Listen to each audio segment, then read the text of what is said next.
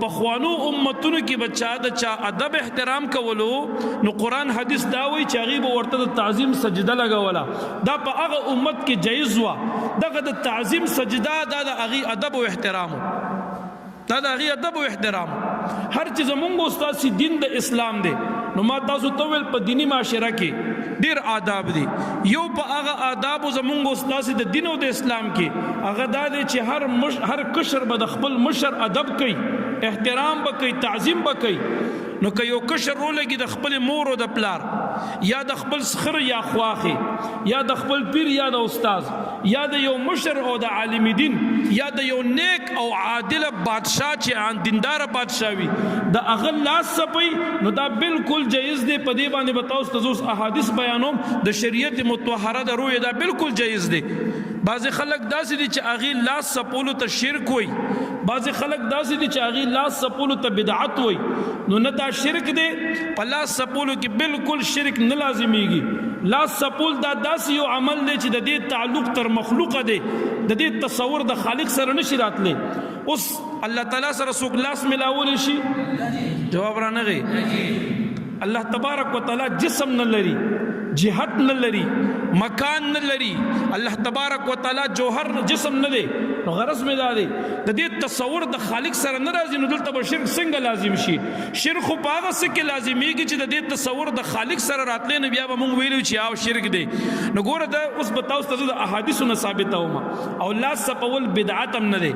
بدعت هغه عمل وي چې په دین کې نه وي او ته په دین کې روټومبې یو کار داسې چې هغه د شریعت امر نه وي، په خیر القرون کې هغې دپاره اصل نه وي، نه پیغمبر علیه السلام کړي نه صحابو، او ته په دین کې یو کار نه وی را پیدا کې هغه د سنتو په ځای باندې خلک رایج کی نو دغه ته بیا بدعت ویلی شي. نو اوس راشي خبرې ته زه تاسو ته په دې باندې اول نمبر روایت پیش کوم. دا اول نمبر روایت چې زه ویم نو دا ابو داود شریف کې ذکر دی.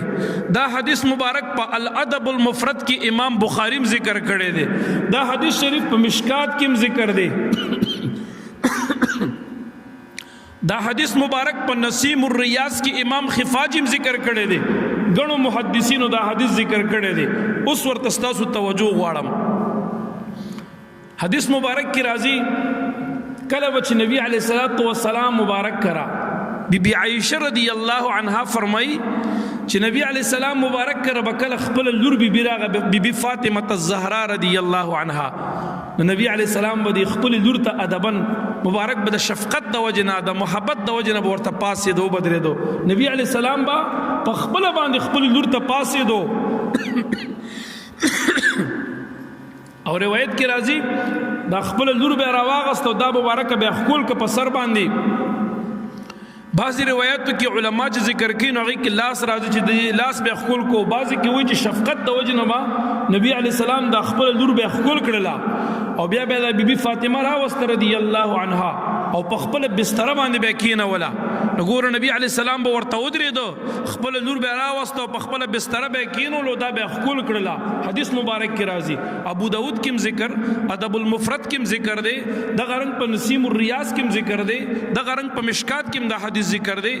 او چې کله به نبی علی السلام د بیبي فاطمه کړه لاړې دی حدیث کې وایي چې بیبي فاطمه رضی الله عنها کړه وکړه نبی علی السلام لاړې نو بیبي فاطمه به فوراً پاسې دو بدرېدا او نبی علیہ السلام مبارک لاس به راواغستو د خپل پلار دا لاس به خپل کو او بیا دا غي نه بعد به نبی علیہ السلام مبارک په خپل بستر باندې کینولو. یاد ساته نو دلته دوه خبرې ثابت شوي که یو سړی د کشر سره شفقت کوي او د شفقت د وجنه هغه د کشر د خپل پلار دی او خپل زوی خولي یا خپل لور په سر په تندې خولي د شفقت د وجنه نو د حدیثونو ثابت ده په کشر سره برحم کې شفقت بکې.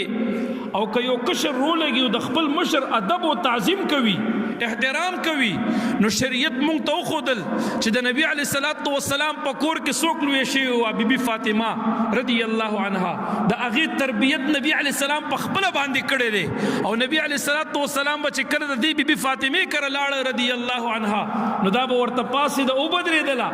بعض خلک په دې معاشره کې داسې شته چې هغې یو کس راشي یو مشر راشي ډلې ته او ته ورته پاسېږي نو هغې درته وایي دا د څه شرکیات شروع کړي دي، دا د څه بدعتو کو مه پاسېږه کینه.